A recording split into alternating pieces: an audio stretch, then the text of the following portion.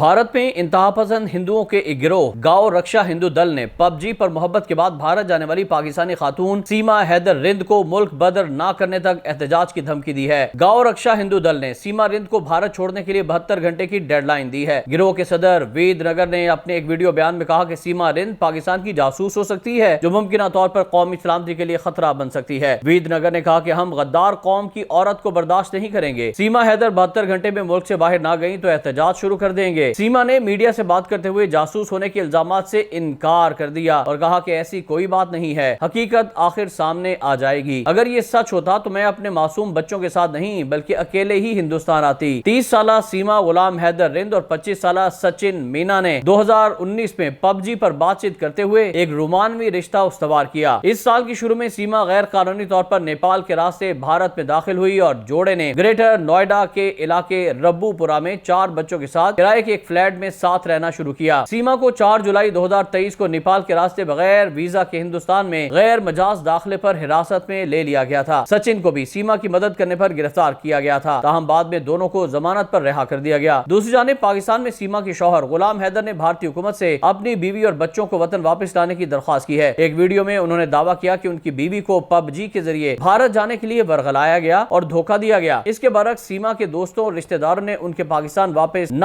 आने की ख्वाहिश जाहिर की है। पाकिस्तान में सीमा के मकान मालिक के 16 साल बेटे ने कहा कि उसे सिर्फ अपने बच्चों को पाकिस्तान वापस भेजना चाहिए, वो खुद वहीं रहे, अब वो मुसलमान भी नहीं रही।